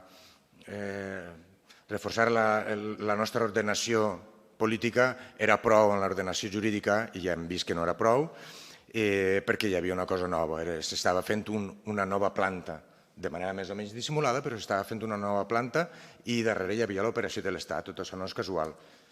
Bé, noblesa, adulteració de llinatges, apropiació de personalitats. Historiadors espanyols, estudiant el llinatge d'Urrea, diu, aquesta penúria de la historiografia nobiliària,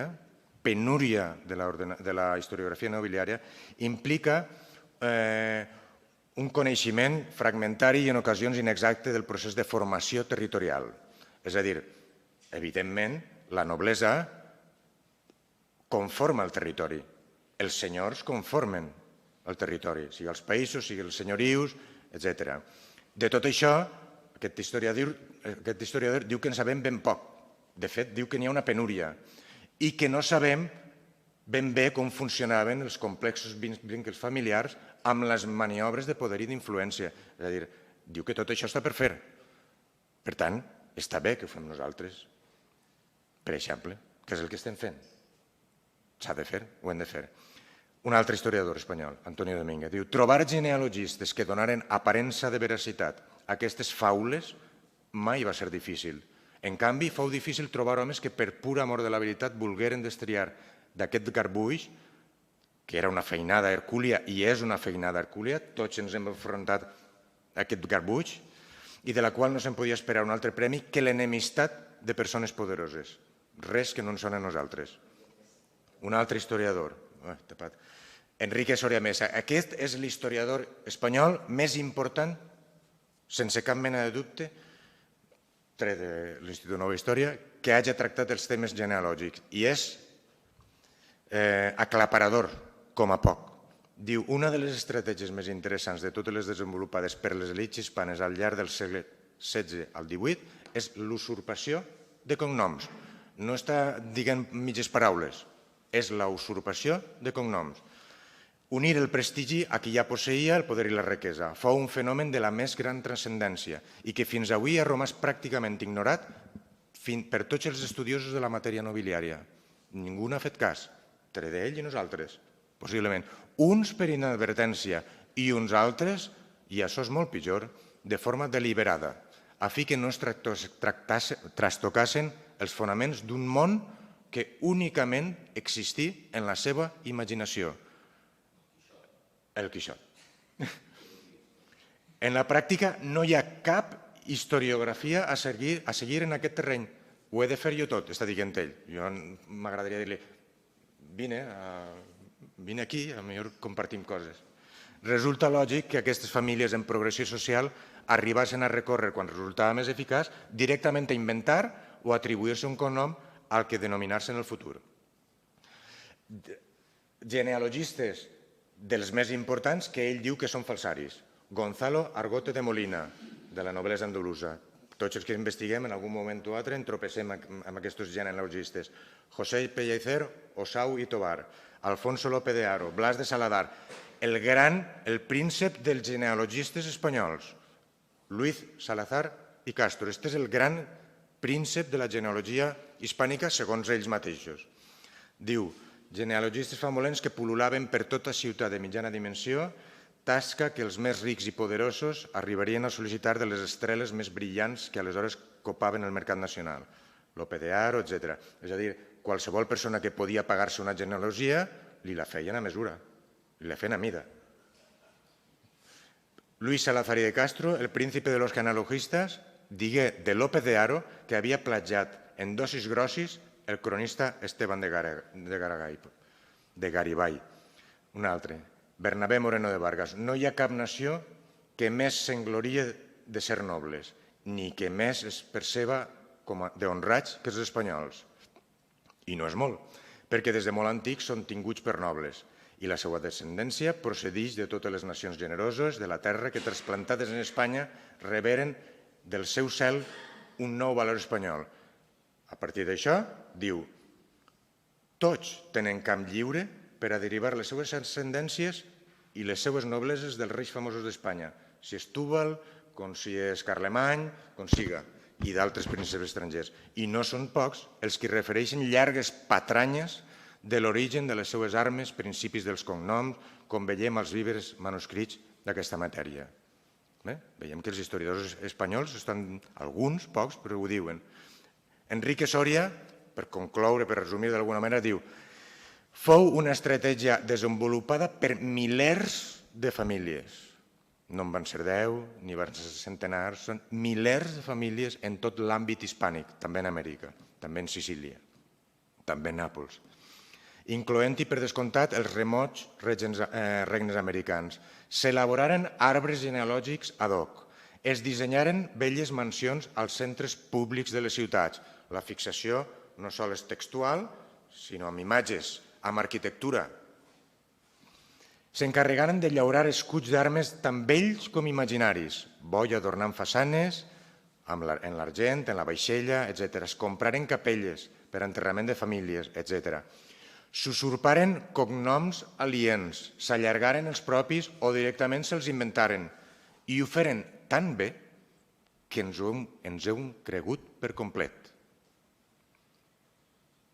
Tarsicio Arcona, un altre historiador, diu les grans cases nobiliàries castellanes del segle XVI no tenen títols anteriors al segle XIV, a 1368. Clar, són totes inventades, són totes transposades. Francisco López de Gómara, a la primera part de la història natural de les Índies, sovint coneguda com a història de la conquista de Mèxic, que en l'edició saragossana de l'any 52, 1652, afitxa un comentari en la nota adreçada a los trasladadores, és a dir, ja sabia que això s'anava a traslladar, a traduir, els envia una nota. Segons l'historiador Christian Duverger, la crònica de López de Gómara en realitat fou feta per encàrrec de Ferran Cortés, amb una coloració oficialista falsa, mentre ne redactava una altra que no seria tan acolorida, tan falsa, que és la història verdadera de la conquista de Nova Espanya. Ara amb un nom diferent, el nom de Bernal Díaz del Castillo.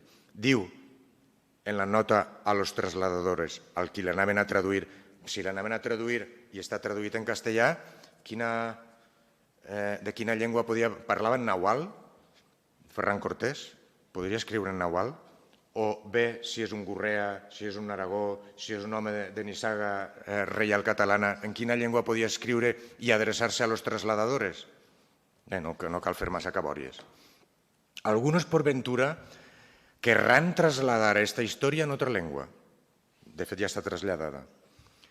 Que guarden mucho la sentencia, mirando bien la propiedad de nuestro romance, y que no quiten, ni añaden, ni muden letra a los nombres propios de indios. Nosaltres som els indis.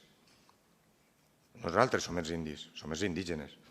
Ni a los sobrenombres de españoles, que de otra manera es certísimo que se corromperán los apellidos de los linajes. Fa 5 segles, allò que acabem de dir, de veure que diu Mesa, l'historiador Mesa, i que nosaltres diem, ja ho deia Ferran Cortés a los trasladadores. Aneu a corrompre els llinatges, si esteu corrompent els llinatges, si esteu inventant les nissagues. Bé, evidentment, no desgranaré tots els treballs de l'Institut Nova Història perquè és un dels pilars fer tot l'estudi, tota la investigació d'aquesta invenció de la història, entre altres coses, dels llinatges. Joan Lluís Vives diu «Es mentix els panegírics, on es transmeten títols nobiliaris i gestes falses amb tal d'exalçar la persona objecte de lloança». Julio Caro Baroja, perquè sabuda és la quantitat de faules que hi ha als llibres nobiliaris. Américo Castro, Juan Suárez de Carvajal, que va ser bisbe de Lugo i president del Consell d'Hisenda, en 1553 proposà la venda d'hidalguies, per tant de cognoms, per tant de territoris, a cristians nous. És a dir, se compra i se vende. O ho imposa per raó d'estat. Qualsevol cosa és possible. Entre altres, ell diu que estaven els germans de Santa Teresa, els Cepeda, els de la Celestina, etc. Rafael Girón. Molts d'aquests llinatges suposadament hidalgos foren legitimats per un document tan solemne en l'antic règim com era l'executòria, però sabent que a voltes no s'hi recull la realitat. A l'Hospital dels Incurables, que a Lluís Vall de Sorarà, que és un anònim publicat en Oriol el 1636, diu «No sóc jo com alguns bergants del món que al traspassar, ell diu transponer-se, un avi, és a dir, al morir-se, li donen cantonada, cantonada és paraula de l'original castellà, jo ho he traduït, però l'original diu cantonada. Imaginem-nos en quina llengua escrivia l'anònim de l'Hospital dels Incurables. Li donen cantonada a un cognom i se'n posen que no els coneixerà el llinatge que els parí. Però mentix, que ells són els que no els coneixen a ell i tots els coneixem a ell, sabem ben bé qui són. I després fa patxoc a veure com ixen de sa casa, tots just refets els cognoms amb el seu don per introït. Ara són don no sé què. Després el seu període rodant de noms triadets amb moc de candela i que facin harmonia amb el don. És a dir, que es passen la vida component cognoms, inventant cognoms. Un altre document que expurga Enrique Soria Mesa de l'Arxiu Histórico Nacional diu que fa més de 20 anys que no s'ha vençut cap home de Granada que posa demanda d'hidalguia per la qual cosa es veuen miracles. I és que els que ahir eren Vilches avui són Còrdobas i els que avui són Baena demà són Zapatas. Això és un document del segle XVI. Aquesta és la història. Luis Álvarez de Toledo, la exduquessa de Medina Sidonia.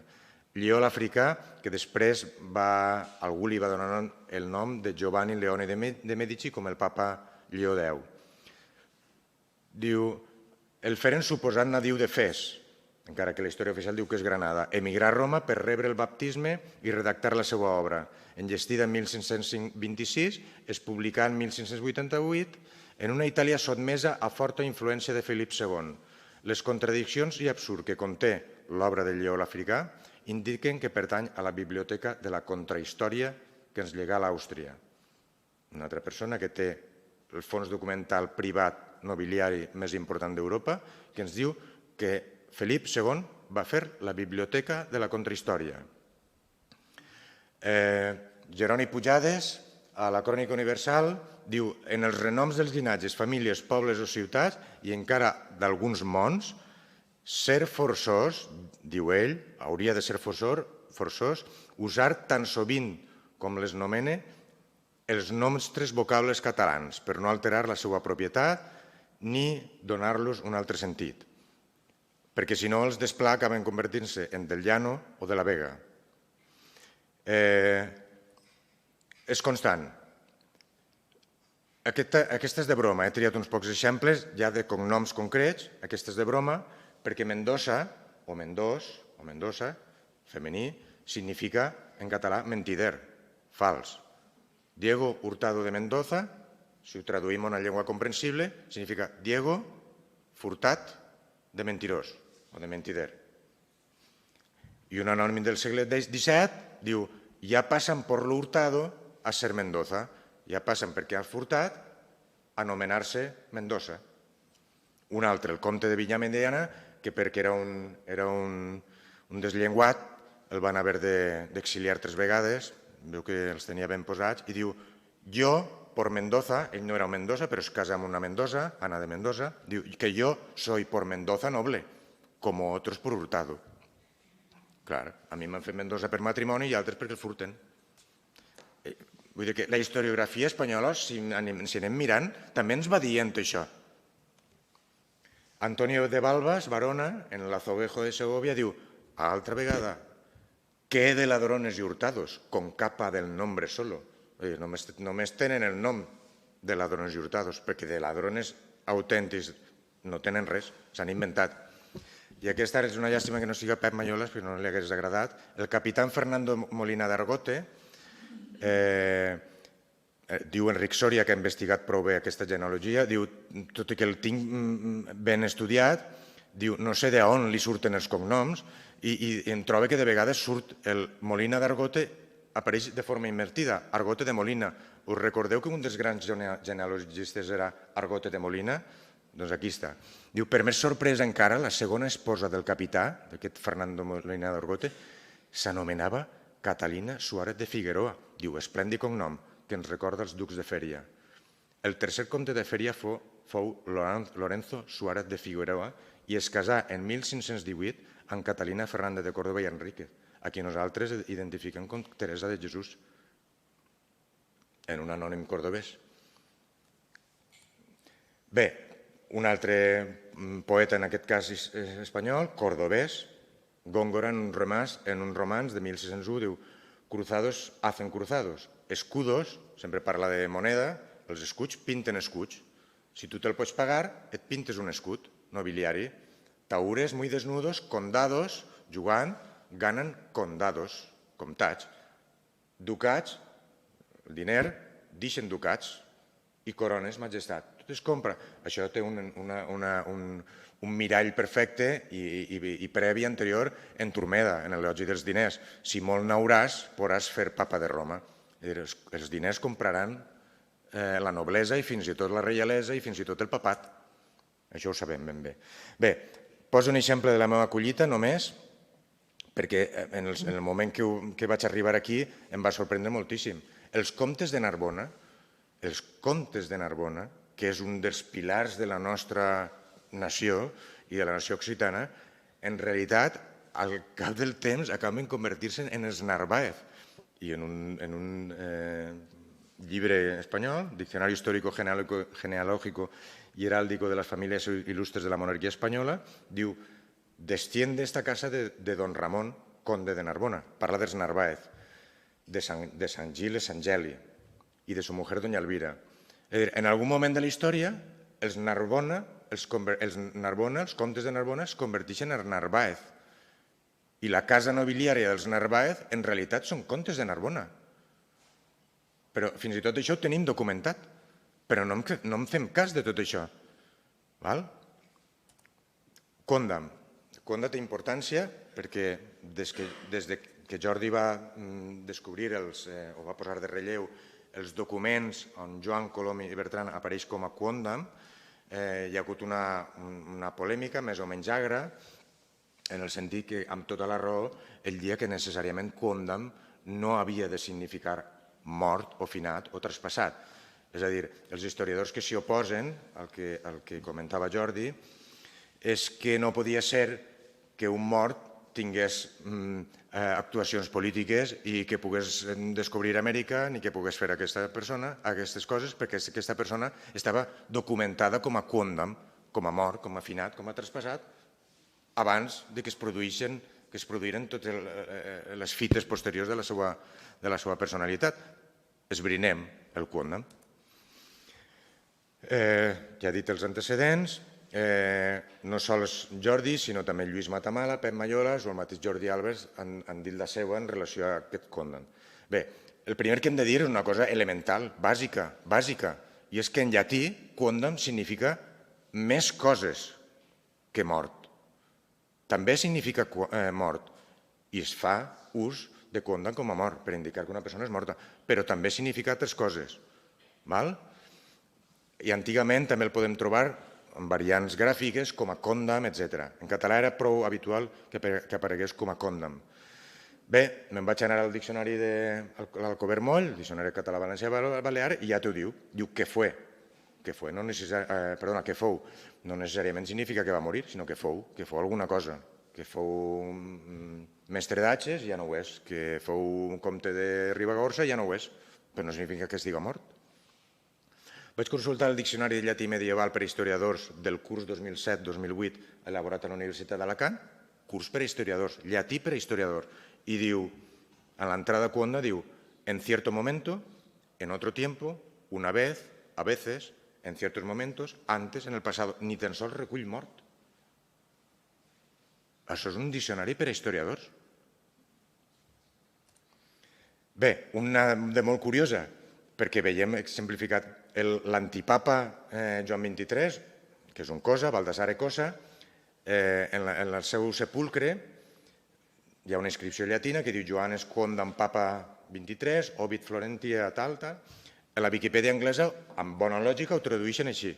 John, the former Pope, 23, died in Florence abans de 1419, el dia 11, els calendes de gener, que en realitat és el 22 de desembre. El papa Martí V és el moment que hi ha diferents papes, per tant, uns són papes o uns passaran a ser papes en la història i altres antipapes. Estan discutint-se el poder espiritual de la cristiandat. Al papa Martí V aquest epitafi li va semblar molt malament, perquè deia que en realitat, però no discutia si estava mort, perquè que estava mort ho diu la paraula obit, no ho diu la paraula Condam. Obit significa mort. Mort a Florència el dia tal i l'any tant. Condam significa que el que va ser papa, ja no ho és perquè és mort, però no significa que està mort, perquè per a dir que està mort diu obit. Bé, seguint les passes de Jordi Albers, vaig entrar en la intel·ligència artificial per preguntar-li algunes coses relacionades amb el Condam. Li vaig dir, pots donar-me exemples de l'ús de Condam com a mort civil? És a dir, com a mort civil d'una persona, com una personalitat jurídica, amb capacitat de fer certs actes jurídics, però no necessàriament que estigués morta. Diu, sí, puc donar alguns exemples en el sentit de mort civil. Diu, a l'edat mitjana s'utilitzava per referir-se a una persona que havia perdut la seva condició legal, ja sigui per condenat judicial o per altres motius. Fulano de tal Condam, de professió cavaller, tal. En la llei canònica, el terme Condam es feia servir per referir-se a una persona que havia estat excomunicada o que s'havia retirat de l'estat clerical. però no necessàriament que estigués morta. Dic, vaig a centrar una miqueta més. Al Regne de València hi va haver casos? Diu, sí, al Regne de València hi va haver durant l'edat mitjana i moderna, i es va utilitzar el terme quonda per referir-se a mort civil de persones que havien perdut els drets i l'estat legal. Al llibre del repartiment posa un exemple del 1238, a no sé qui li fan la confiscació de propietats. Per què es podia decretar quonda? Per delictes de bandolerisme, de frau o de traïció, que és el nostre cas. Vull dir, el nostre cas, el de Joan Colom i Bertran, per la Guerra Civil Catalana. I a Sicília i a Nàpols hi va haver, sí, també hi va haver, per delictes de robatori, de traïció, de perjuri, etc. A Nàpols, tal. I a Catalunya també es va fer ús del terme de la mort civil, al segle XV, al XVI i fins i tot al XVIII. És a dir, la història ens dona exemples de mort civil, de quonda com a mort civil, que no va aparellada a mort física o mort biològica. La intel·ligència artificial també ho diu. La historiografia espanyola i alguna de catalana diu que no pot ser. Aquí fem cas. Un altre que he trobat. Diu, la mort de l'historiador Alejandro Martí Girault, parlant de la Guerra dels dos Peres, diu, la mort de Bernat III de Cabrera, el comte d'Osona, al servei d'Enric II de Castella, diu, probablement el seu traspàs hauria tingut lloc a finals d'octubre o principis de novembre de 1368. Per què diu això? Mirem la manera de pensar. Diu això perquè en els documents a partir d'aquella data, a partir d'aquelles dates, la documentació reial concernent als vescomtes de Cabrera apareix com a quondam. Si apareix com a quondam és que ha de ser mort. I aleshores no se n'adonen la mateixa contradicció que cau, perquè diu, aquesta documentació engloba el guiatge de Pere el Cerimoniós, concedí a Berenguer de Malla per a que es desplacés a negociar amb ell. Amb un quondam? Amb un mort? Però no has dit que quondam significa que és mort. Tu envies un guiatge per a que negociï amb un mort? Amb un mort biològic?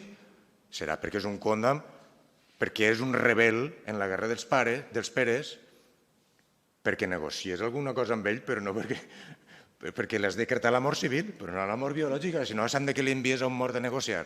Bé, aquestes són les contradiccions flagrants en què caiem els historiadors algunes vegades. Haig de fer un plural de cortesia.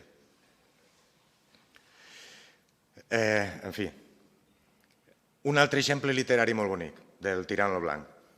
El duc de Macedònia envia un escuder, Albí, perquè es queixi davant l'emperador per haver atorgat preeminència als estrangers, com Tirant lo Blanc, que l'han dut a petició a l'emperador. I aleshores va a queixar-se davant l'emperador. Albí es queixa davant l'emperador i diu, és que estàs donant preeminència a un estranger com Tirant lo Blanc. I li retreu, diu, que haveu volgut levar la successió de l'imperi en aquell famós il·lustre senyor, el duc de Macedònia. Li heu tret al duc de Macedònia que li pertocava. Diu, per dar-la a un home vil estranger que ha perdut a ell i a tots lo del camp i és fugit, que no sabem on és. Tal mèrit a la persona de l'emperador quondam? Si el té davant. Li vas a dir un mort? Estàs parlant normal? No. Diu, per què? Perquè està llevant l'autoritat. Li està decretant la mort civil de l'emperador. Estàs donant preeminència als estrangers i llevant el títol que li pertocava al duc de Macedònia. I li l'estàs donant a un estranger. Jo et dic a tu que eres quondam. Eres quondam emperador. Ja no t'ho mereixes. No està dient que està mort, està parlant amb ell. En fi, un altre. Per estratègia familiar. El muy il·lustre don Pascual Francisco de Centelles, quondam Borja. Duque de Gandia, marquès de Nules, és un plet. Està viu, està pledejant, Pascual Francisco de Centelles. Però els documents l'anomenen quondam, tot i que és ell el que està pledejant. No està mort, està viu. Del llibre de Marino Sanuto, Levite de l'Edogi, hi ha un segon volum, 1423-1473. Diu, Sier Francesco Loredan quondam sier sorcic Giavarina, sier Andrea Moresini quondam, en fi, no cal llegir-los. He posat un exemple que possiblement sigui l'1% de tots els quòndams que apareixen en la crònica aquesta de Marino Sanuto. La historiografia espanyola, catalana, veneciana, està ple de quòndams que no signifiquen mort biològica, que signifiquen mort civil o simplement canvis de llinatges. Passant que els nostres historiadors estan entestats en dir que quòndam és sempre mort civil, mort biològica. Per què? Bé, jo considero que hi ha una deliberada necessitat i considero que en el seu moment també va ser una necessitat amagar-se rere el quòndam, com una estratègia. Per què? Per persecucions. No entraré ara en aquesta, que és molt bonica, és d'un document contemporani al cas de Cristòfor Colom, perquè jo crec que ens està dient que és això el que cal fer en algunes vegades, però no entraré. Usurpació i alteració de llocs. A Francisco de Arcos hi ha una polèmica sobre quina és la pàtria de Sant Llorenç. Aleshores, històricament, tradicionalment, hi ha hagut una discussió si era d'Osca o era de València o era romà. Però en un moment determinat de la història apareix un altre postor, que és Còrdova. Aleshores, publiquen un llibre al segle XVII, 1673, per discutir si és d'Osca i intervenen diferents personalitats atribuint-se si és d'aquí o d'allà. Francisco de Arcos, en l'aprovació, diu: així que igual que s'anomena natural d'una ciutat el que hi naix, deu gaudir dels privilegis de la naturalitat el qui rebé el baptisme. És a dir, si tu t'han batejat, eres natural. O si mors, eres natural. O estenent més aquest fur per a Espanya, segons el rei Alfons el Savi, el cesarista, en la llei 2 de les partides, determina que no solament el naixement, sinó l'educació, els estudis, el domicili i altres molts constitueixen el natural d'un poble. Si tu has passat per allà i has estudiat, eres natural de Còrdova. La nona manera, diu el monarca, de naturalesa és per tornar-lo cristià. Si algú el torna en cristià, en eixa ciutat, és natural d'eixa ciutat. O perquè hagi viscut 10 anys en la terra, significa que és d'allà, encara que siga natural d'un altre. Imagineu-vos un senyor català, 2 minuts, imagineu-vos un senyor català que ha anat a conquerir terres o a contribuir a la conquesta de terres a Còrdova i en la lluita ha passat 10 anys anant i tornant, ja és prou, ja és de Còrdova. Això no s'està dient. Mirem les partides d'Alfons. Diu, 10 maneres posaren els llavis en l'antic de naturalesa. La primera, la que hem dit, perquè vas néixer o perquè tens les arrels allà.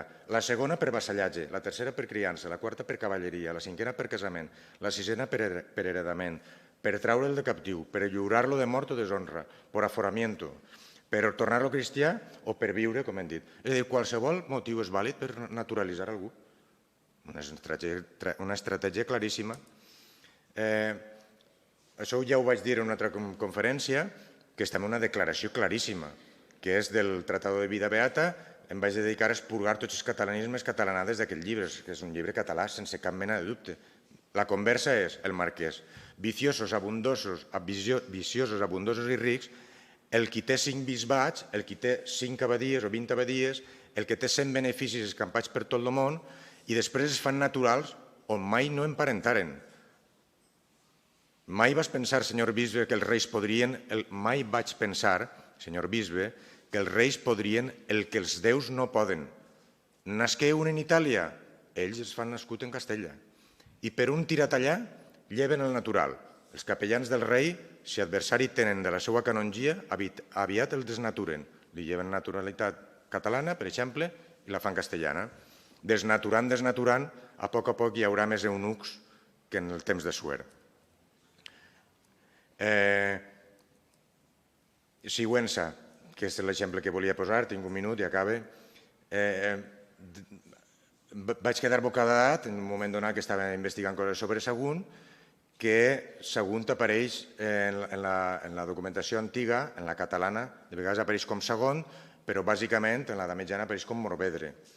En el Cantar d'en Miocid, per exemple, apareix com Urbiedro. Però a partir d'un cert moment la General Historia de Alfonso X apareix com Sigüenza. Sigüenza. La de España que metió cuando Aníbal. En la crónica de Juan Manuel, igual, Sigüenza. En la crònica de 1344, Segonza o Sigüenza. I no sols això, sinó la crònica de Joan Ferràndiz d'Heredia, que és un home lligat a la nació catalana per molts motius, apareix no sols com Sigüenza, sinó que el gentilici, els naturals de Sigüenza, es fa seguntinos. Sabeu com són el gentilici dels de Sigüenza? Seguntinos. Els d'avui, els que viuen a Sigüenza en Guadalajara, són seguntinos. És a dir, vaig detectar que hi havia una clara usurpació de les guerres púniques que van passar a Sagunt a Sigüenza. No en tots els historiadors, però en una bona caterva d'historiadors. I ja vaig comprovar que era definitivament així, com jo estava sospitant, quan vaig llegir en Antonio de Guevara en las epístolas familiares. Diu, viniendo pues al propósito, escribisme, señores, que toda vuestra porfía fue sobre saber y averiguar cuál de estas dos ciudades fue Numancia, a saber, Sigüenza o Monviedro. Diu, la ciudad de Sagunto fue siempre amiga y aliada con los romanos y mortal enemiga de los cartagineses. El sitio de la ciudad de Sagunto fue 4 leguas de Valencia, la està situant geogràficament. Ado ahora, on ara es Morviedro, y quien dijere que la que ahora se llama en Castilla Sigüenza fue en otro tiempo la ciudad de Sagunto, será porque lo soñó, mas no porque lo leyó. Yo pensaba que sería por las dos cosas, porque lo soñó y lo leyó, en la crónica del sabio, en la del Marqués de Santillana y en todos plegats. No hay quien no conozca ser Monviedro la de Sagunto, i que la de Sagunto és Monviedro. És a dir, un historiador que va ser, per cert, inquisidor de València, està dient-nos que estan inventant-se i traslladant les coses de Sagunt a Sigüenza. Conclusió, tenim motius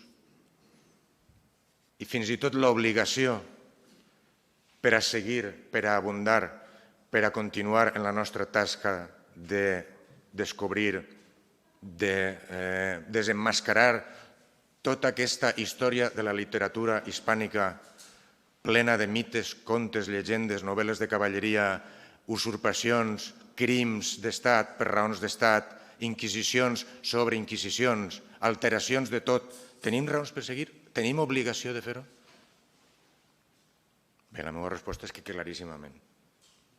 I això és tot.